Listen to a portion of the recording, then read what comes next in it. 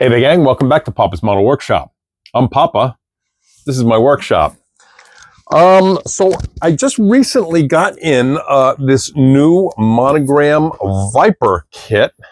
Okay, and I got this specifically because Lennis Schultz at Grandpa Mark's Hobbies was asking me whether I had that kit in my stash because I had gotten a Snap Tight kit for my grandson Adam at the Liars model show was it last Saturday already? Yeah, no, it was 2 weeks ago, 2 Saturdays ago. Wow, time goes quick. So anyway, yep, Lennis, I finally got it. Very cool kit, and I can't wait to get started on that one. Let's see, what else do we have here today? By the way, Gallery is launching a brand new airbrush. It's called an Aventus. I'm going to spell this for you so you can look it up. It's Aventus, Aventus. I haven't tried it out yet, and I'm anxious to, so I really can't give you a whole lot of insight. But, go check out the Gallery and, take a look at it. And if you do decide to buy it, you get 10% off. How's that? So go check it out. Link is right here on the channel and also on the Facebook side if you're looking at this video on Facebook, all right? And if you put in my discount code, you will get 10% off of that brand new Aventus airbrush or any other airbrush or equipment that you get, including their Kaleido paint. All right. Let's see. What have we got here today? I have, Stephen Kessel. Excuse me. Stephen Kessel says, can you not say, this is my workshop? We already know that. Well, I guess you do know that. I guess it's just my standard opening tagline. Kind of like Saturday Night Live. Saturday Night Live still on? I remember Saturday Night Live when they first came on the air back in the late 70s. Remember? That was a great version of Saturday Night Live. It had the Saturday Night Live players or the not ready for primetime players, something like that. Long time ago. But anyway, yeah, that's how they opened their show. How did it go now? I got to think about this. Live from New York. It's Saturday night. That's how it went. And I think everybody knew that it was Saturday night. And I think everybody knew that it was in New York. So I don't know. Maybe I can try saying live from Long Island. It's Papa. How would that work? Nah, I think we'll just stick with my standard opening line. Sorry about that, Stephen. Let's see. What else do we have here? Remington 777, he wrote in and said he stopped by to see what was the best paint, and he doesn't want to listen to me natter on about unrelated things. Thanks for trying. Shorten it up. Well, I'll tell you, I'm very thankful for all of my subscribers and for all of you folks who tune in and put up with me. And I appreciate it even further for those of you who take the time to send me comments or questions. And I just feel that it's, only proper for me to respond. So I'm going to probably continue to respond to questions and answers at the beginning of the videos. I try to pick and choose, what I'm going to address on camera. I answer a lot of them directly in the messages and so forth. I can't put all of them on, or else I would be here for 3 days doing this. I'm sorry, Remington. I'm going to continue to address comments and questions. You could fast forward to the workshop part after I get finished here, so that's always a possibility. Let's see. Edward Nash is thinking about getting into airbrushing and getting rid of the rattle cans. But he mentioned that he would like to get a trigger action airbrush. He wants to get something, that's going to be cost effective. He doesn't want to spend a whole lot of money, and I get that. Money's tight. What's a pretty good airbrush that I would recommend is the Bucasso trigger airbrush if you're, on a budget. The Picasso, I think right now is about $59.99. You can go to Amazon and you can pick up a Picasso trigger action airbrush. And I'll tell you, for a $59 airbrush, it's really not bad at all. So that's a consideration. Gallery has some really very good airbrushes. You can get it's called a GAD. I call it GAD, G-H-A-D. I don't know if you're supposed to pronounce it as GAD or if you're supposed to go with the 4 initials in there. I'm not sure, but they've got one that's called a GAD 39. And I think that's actually what the price is on that. It's right around $39. It's a very good airbrush. I think it's a 0.3 airbrush, and they do have another one that's a trigger handle that's very reasonably priced. I'm sorry, I don't know which one that is off the top of my head. But check out the gallery link and take a look. They have some very good airbrushes, and you get 10% off too. Let's see, what else do we have here? Brooklyn Zombie 4102. Okay, I guess this was referring back to, I think it was the last video or maybe the video before, where I had mentioned with the Corvette, I was going with a candy blue color, and in preparation for the clear blue that I was going to put on, you would start with a silver base. And he had written in and said, well, okay, but you made no mention of, prepping the body before you put the silver base on. And, that's correct. There is a lot of prep that goes into your car body before primer, or if you're going to go with a candy. But I did address that in another video. In fact, in that video, I shot it upstairs in the kitchen, showing the procedures that I go through with washing the parts in the body in the Dawn and water and scrubbing it with a toothbrush and so forth. So I already kind of covered all of that. And with regard to the silver on the body of the Corvette, I was specifically answering a direct question from somebody, so I wasn't going to go into all of the prep, particularly since I had already done that. Let's see here. Wilson Torres Jr. in Cleveland. Well, I guess this is in response to trying to go back here and see who said that. I just said it a minute ago. This is how Papa is. I'm a dunderhead.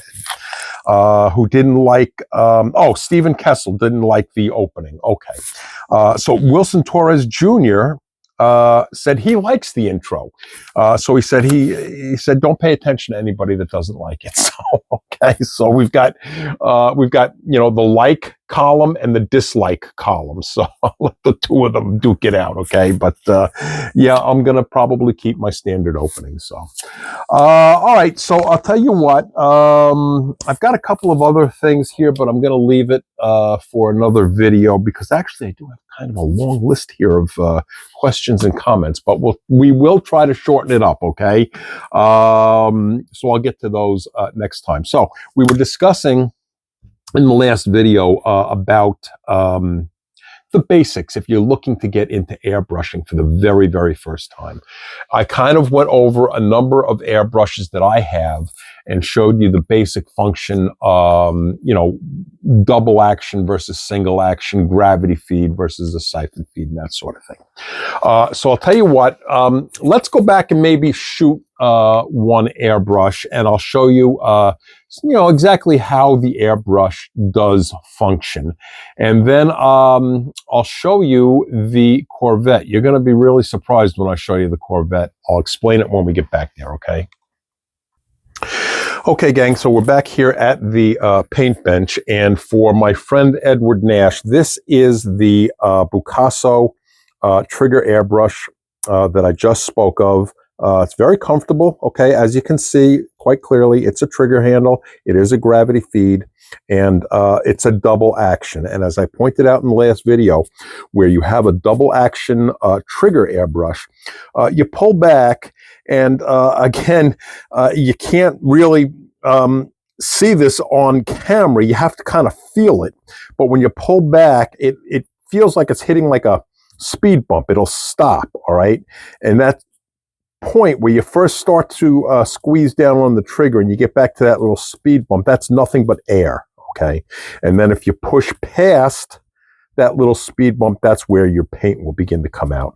So, Edward, not a bad airbrush for $59, and I think this has the comfort that you're looking for in a trigger action, okay?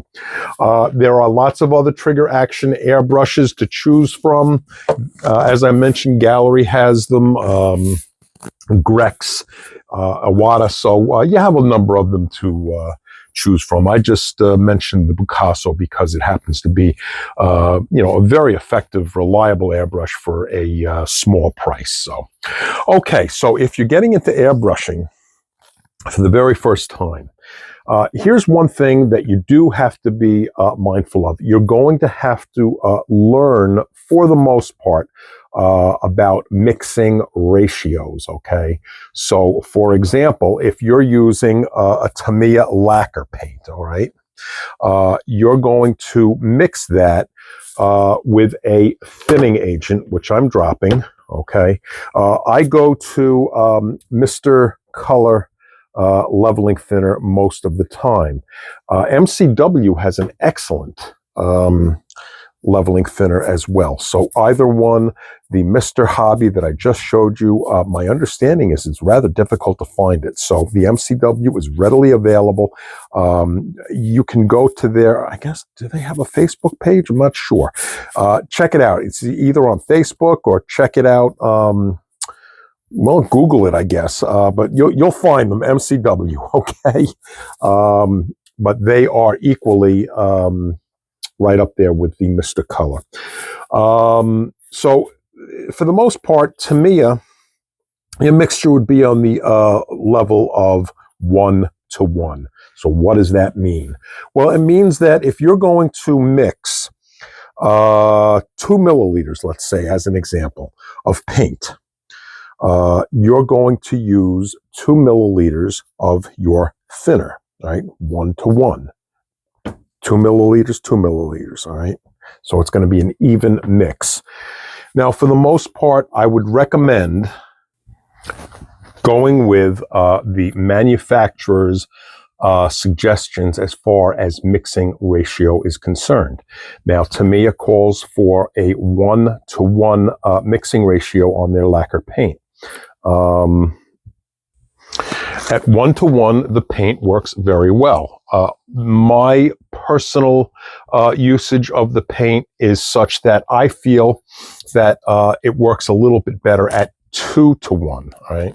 Now, I've shown this before. I actually have a recipe book, okay, of my different mixing ratios, and it's good to have something like that. All right. Now, I have lacquer paints up here in the front, and then I have it separated here. Okay. I have my acrylics back here. Okay, and so on throughout, the range of paint types. So that's helpful to keep some kind of a log or recipe book. Before I built the shelves up here, there you go, these shelves up here, I hung little yellow sticky notes up on the wall, and I was able to just glance up at that. But since I built the shelves, I no longer have that wall space, so I deferred to that little book that I just showed you, and that's helpful. So anyway, and I'm kicking the camera here again. I have to get a new camera mount. This camera mount here in the workshop is just driving me crazy. I have all kinds of problems with it. So anyway, I would suggest going with the manufacturer's suggestions first. If it's not working to your liking, then you can go to trial and error and experiment with it. And of course, if you discover a mixing ratio that works better for you, make sure you write it down, okay? At the moment you're doing it, you're going to think, yeah, I'll remember it. I don't have to write it down. But when, you get down the line, particularly if you start using different paints and so forth, sometimes, the memory fades, at least with me. I can't remember what I had for breakfast this morning. So anyway, it doesn't hurt to write it down. So anyway, these are plastic mixing cups, okay? And here you go. And I got 1,800 of these things. So I have a ton of them here. And I got that on Amazon. I paid something like $15 or something like that for 1,800 of these things. And I'm taking a guess off the top of my head. I really don't remember exactly what I paid, but it was a nominal amount of money like that, about 15, maybe it was $18. I don't remember. But this is what I use for mixing my paint. This is a pipette. All right. It's plastic, flexible. All right. And so what you're going to do is first thing you're going to do is you're going to mix your paint. So I'm going to move you over here. Okay. Hang on. Let's go immediately over here. All right. Hopefully this camera mount is going to cooperate. And this thing right here is a paint mixer. Okay. You squeeze the back, you put your paint in, you turn it on, and it'll mix your paint. Now, I think on camera, it looks like this thing isn't really moving very much. I guess it's just the frame rate of the camera. Trust me, this thing is moving, all right? So you shake up your paint, and there are many paint shakers to choose from. You can go online, check it out. It's a handy thing to have. You don't have to necessarily get this one. This one's a bit expensive. This was right around $100. But for me, with all the painting that I do, I find it to be very, very worth it. I use it all the time.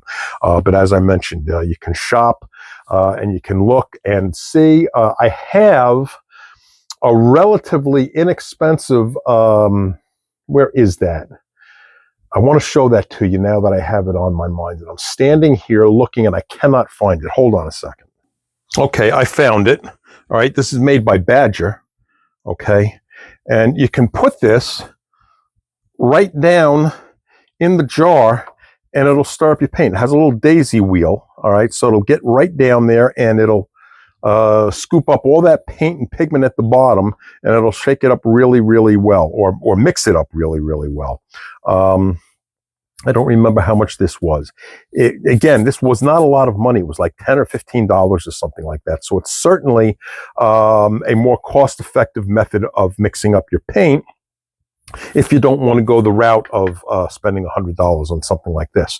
But there are many other paint mixers that are very effective that are less money. So, just go and check it out. So I'm glad that I found this. And, it was in a really ridiculous place, like over here. Can you see over here? Marked paint mixer, right? I couldn't find it. I told you, Papa's a dunderhead. All right, let's move back over here again. Okay, hang on.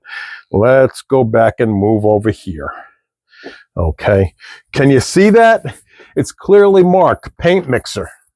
All right. Let me, before we go any further, let me show you the Corvette. I think I showed you this part already, okay, in the last video. So not a whole lot extra done on here. I put some decals up here. Oh, there you go. See the decals right up there? And I still have to patina or weather the bottom. I got some work done on the interior tub. Okay, so that's coming along rather nicely. And I'm going to show you the Corvette that had this beautiful candy blue color. Did you notice I used the word had, H-A-D, past tense? Okay, so I'm going to show you what the Corvette looks like this morning. There you go. There is our Corvette that had the blue, the clear blue color on it that came out so nicely. We're right back down to bare plastic. Okay. All right. So what happened, Papa? All right. I'm going to tell you.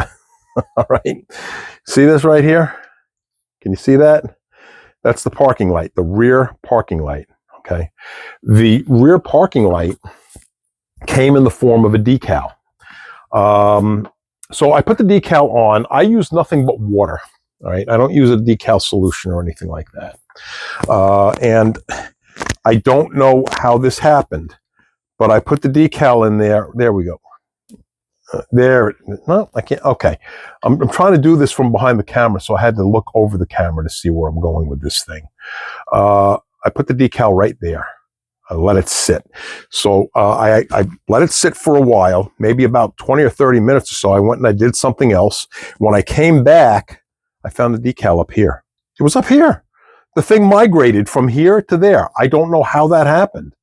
The only thing I can guess is maybe there was a little bit too much water that pooled in here, and it must have somehow floated or skated, and it wound up here. All right. Now, there is kind of an old trick where if you want to get a decal off, you take a piece of Scotch tape. All right. You put the Scotch tape on or over the decal, and you quick rip it off. And, you know, theoretically, and I've done this, it usually removes the decal. All right. Well, in this case, what happened is it broke the decal up. All right. And it was all fragmented now in little pieces. And in addition to that, when I peeled the tape, it left a giant adhesive mark across here. All right. And I could not get that off. I tried Novice 2. I tried a number of things, would not come off. So at that point, and remember what I've always said in past videos, never build mad.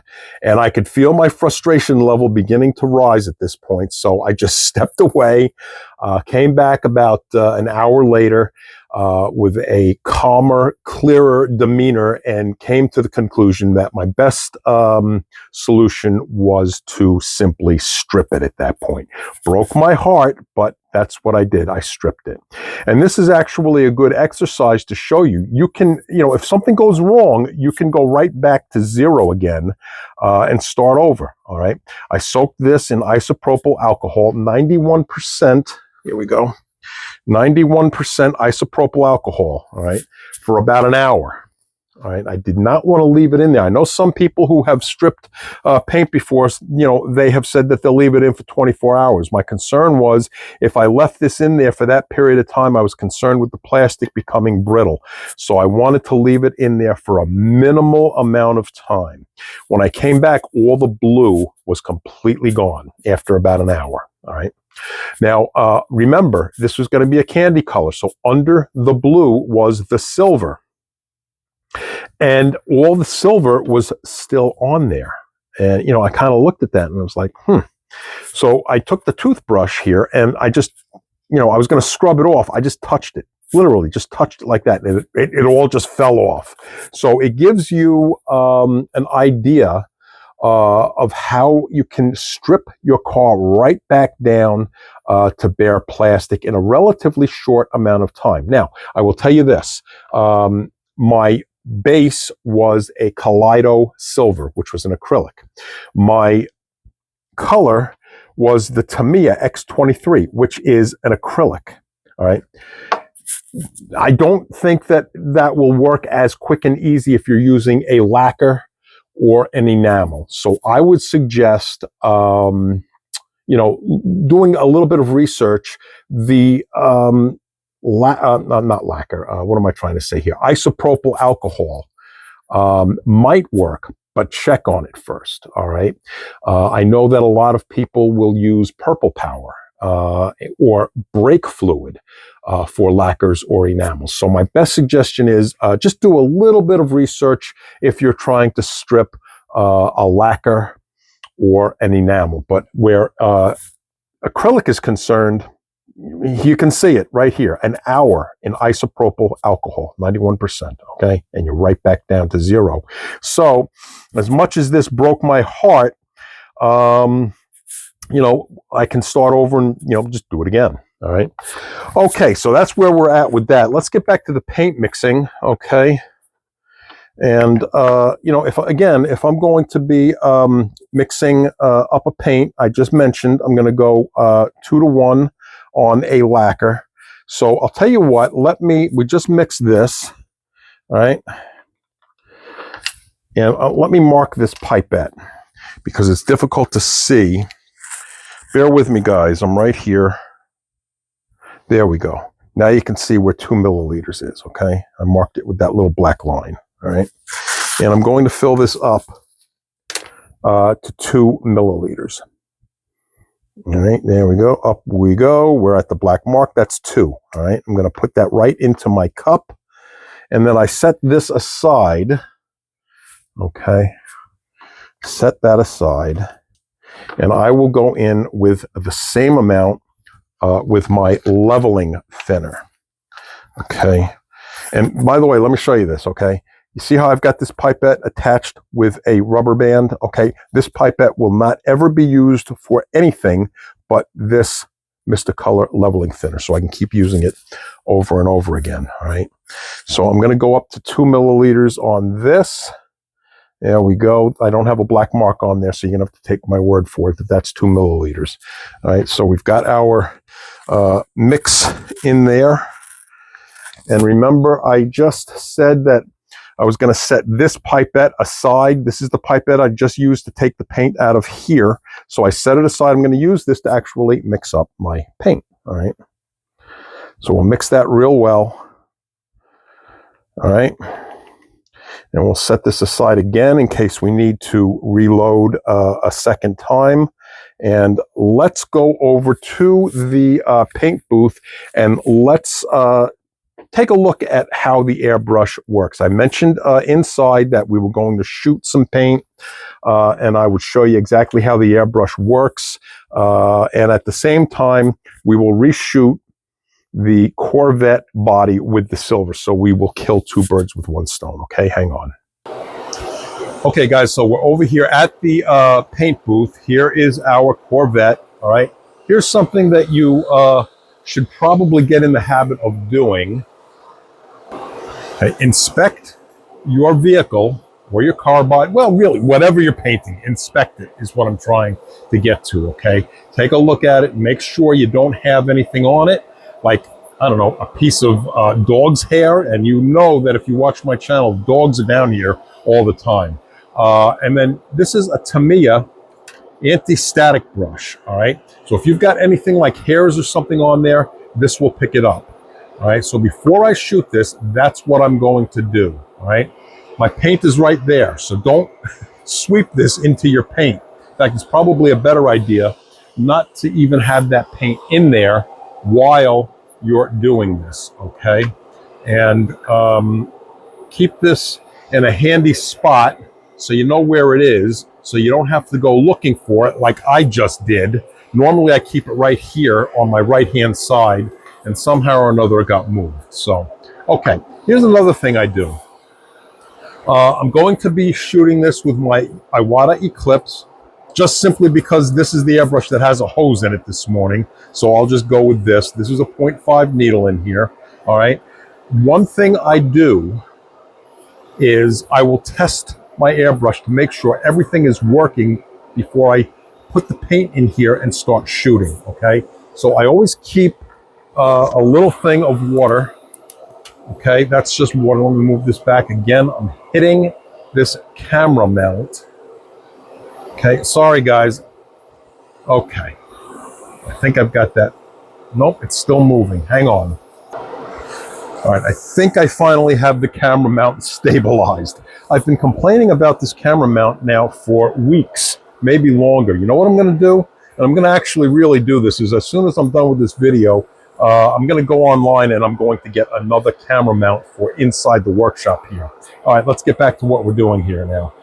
This is just simply water, okay? Somewhere on here it says H2O, or at least it did. And I like to first put a little bit of water in there and then shoot. Can you see that? Make sure everything is flowing properly, all right?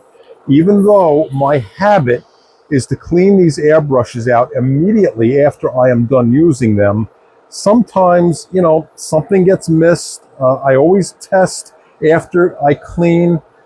But again, I have had instances where I've gone back even after cleaning and used the airbrush the next day or a couple of days, and something is maybe caught up in a jet in here and it's not flowing properly.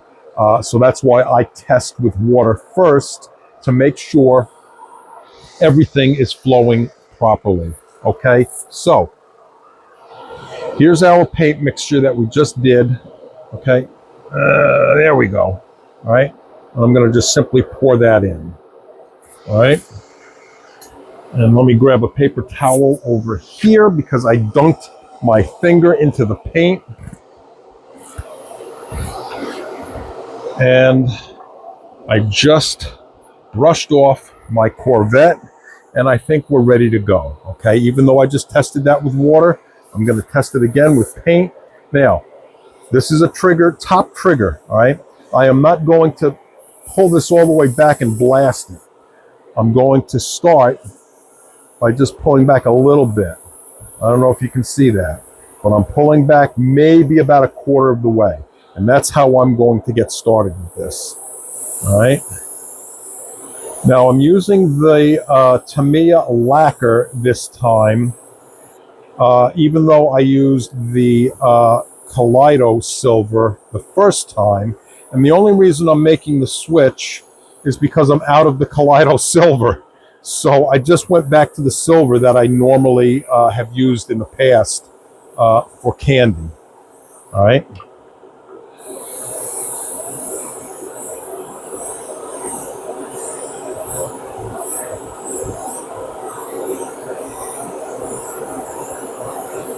Keep your airbrush moving.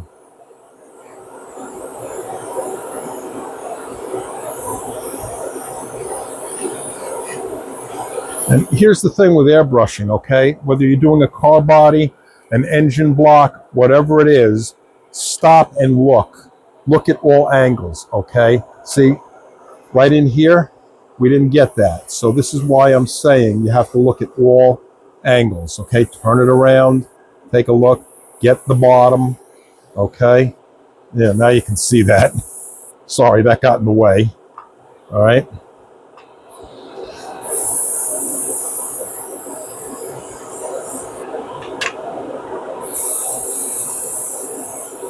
Now at this point, I've got the entire car covered. I'm gonna go over this again, all right? And I'm gonna pull back on the trigger just a little bit more, all right? A little bit more paint is coming out at this point.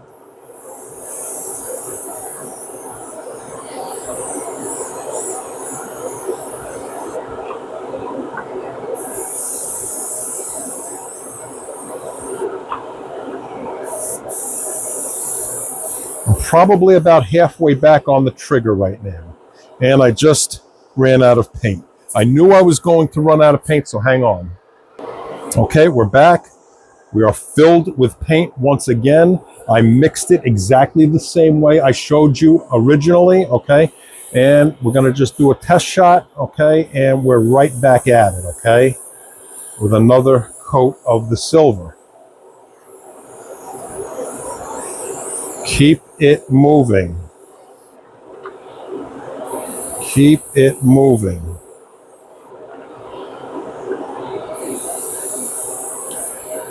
You want to do light mist coats, all right? Light mist coats.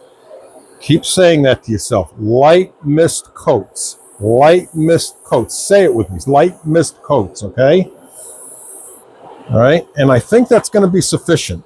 That's a sufficient base for the candy blue that's going to come in another, well, I was going to say another minute. It'll be a minute for you, but for me, it'll be a half an hour because this is going to go right into the dehydrator, all right? Right into the dehydrator, all right? And 120 for a half an hour, and that will be all set and ready, all right? Hang on. Okay, so Corvette is in the dehydrator, okay? We just finished up with our silver color. There's the remaining silver color right there. I'm just gonna pour this right back in there in case I need it for later on, okay? Now, my friend who has written into me a few times, Sean Grubbs. Now, Sean Grubbs left a comment saying that, let me take a look here. I want to get this correct. Sean said rattle cans are just as good and easier than an airbrush. Airbrush is a pain in the ass. Okay, well, yes, it is easier to use a rattle can. Okay, so if you're using, let me grab a can here. If you're using a rattle can, okay, yep, it is. It's quicker and easier to just grab this, shoot your car, and then you put this down and you don't have to worry about cleaning out your airbrush. Okay, so Sean has a point. However, with the airbrush, in my opinion, you will get much better atomization of the paint. That's how the paint sprays out, all right? You can also mix and match colors, all right? Where with a rattle can, that's the color you get, all right? So you can mix your colors and make a custom color when you're airbrushing. Also, you can regulate your paint, okay, with your trigger. So, you know, there are advantages to both. It really is personal preference. I just personally prefer using the airbrush. All right, so let's see. How difficult is it to clean this thing out, okay? We had our paint in there. I just dumped it. You saw that. So what I'm going to do is I'm going to take a paper towel and just clean out that cup real quick. All right. And I'm going to take some thinner. Hang on one second. Okay, I just showed you my leveling thinner, okay?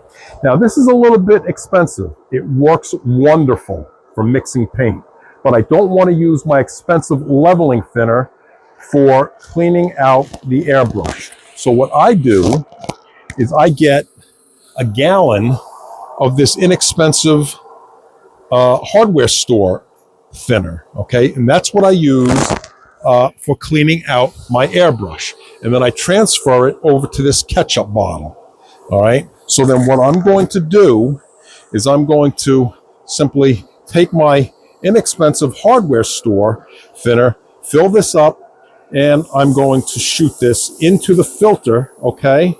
Or you can use a paint pot like that, all right? And you can shoot it in there, okay?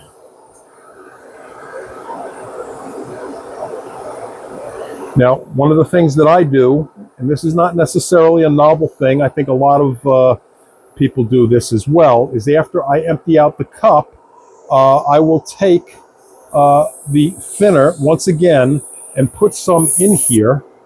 Okay, I'm almost there. Okay, I will put it back in here, a small amount. I'll take my index finger, put it over the front, and this is going to bubble up. Can you see that? That's backflowing the thinner. Okay, then I'm going to dump it. All right. Then I'm going to simply wipe out the cup again. All right. And we will put a little bit more thinner in here again, and we'll just blow it through.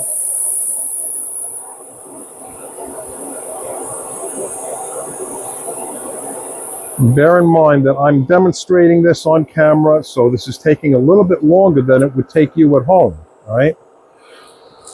Hang on one second.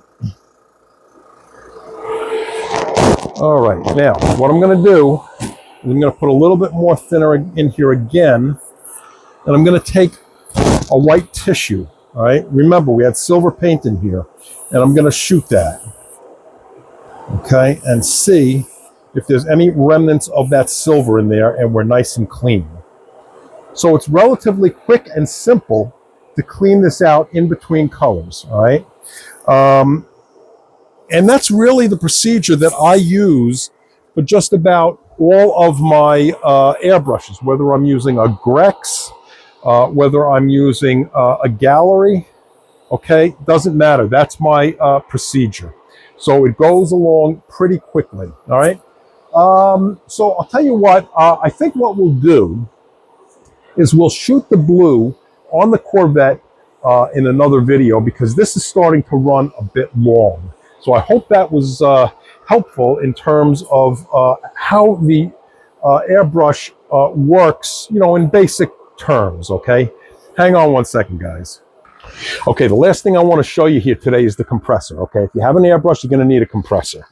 All right, and we discussed, I think we discussed the fact that you need a moisture trap, okay? And that's what this is right down here. Can you see that? I'm going to try to pick this up so in such a way that this, no, see, this camera mount is just not cooperating. Hang on one second. Let me see if I can get this thing up here.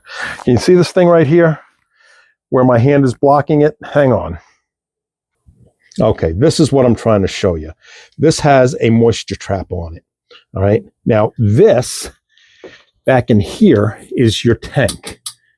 your compressor is generating air, and the tank will hold the air that the compressor is generating. Now this thing will heat up, and that will cause condensation in this tank sometimes. That's where the moisture trap comes into play. All right. So you don't end up with moisture coming through your hose, okay, and up and into your airbrush, because then that moisture spits out the front and onto your newly painted model. So my suggestion with a compressor is get a tank, all right, and get a moisture trap, all right. If you don't have a tank, your compressor will still work. It will still do the job. But if you don't have a tank, then the compressor is going to continue to run and run and run. Did you notice that it just shut off? Okay, you can hear that it shut off because it's like a thermostat. When it reaches the proper PSI, it shuts off. Okay, so that way it doesn't get as hot. All right, so that's my recommendation, is get a tank on your compressor, okay? Okay, I decided to wrap the video up from in here because that camera mount back there is just making me nuts. And I really am going to go online as soon as I shut this off and get another camera mount from back there, because it's making me nuts. One last thing I want to touch upon is I just got this in. Remember a little while ago, I got a glue thumbprint on the side of the 69 Camaro that I was working on. And I went through a whole procedure with you about how I removed that glue mark, and it took me forever. And it really did. It took me hours and hours. I think I was pretty successful in getting that off. You can't see it anymore. And I've actually got that 69 Camaro sitting right there, but I can't show it to you because it's my USAC build. And I'm not allowed to show it until March 15th. So if you didn't see that video, you're going to have to take my word for it. I got the glue mark off by using Novice 2 and a high grit sanding stick, and it was a whole long procedure. Anyway, I'm mentioning all of that because I just got this in. This is supposed to be super glue debonder. It's supposed to now, undo the CA glue, which is, I'm not even going to try to pronounce this, cyanacrylate glue, I guess. Cyanacrylate, anyway, CA glue. Okay. We will, test this out and see if it takes off glue marks. It's supposed to. At least that's my understanding. If you get a glue mark on your build, this supposedly will take it off. So I will work on testing that. If you would like a shop card, here is my email address, okay? And if you are a content creator and you want to swap shop cards, there is my mailing address. All right. So I think that is going to do it for now. Go check out that new Aventus airbrush from Gallery. The link to Gallery is right here in the descriptions on the channel, or if you're on the Facebook side, it is there too. And also check out the link for my Spreadshirt shop, okay? So if you want a Papa's Model Workshop sweatshirt or a hoodie or a t-shirt, there's stickers there. There's all kinds of stuff there. Coffee cups. So go check out my Spreadshirt shop. The link is right there as well, right next to, or actually below the Gallery link, okay?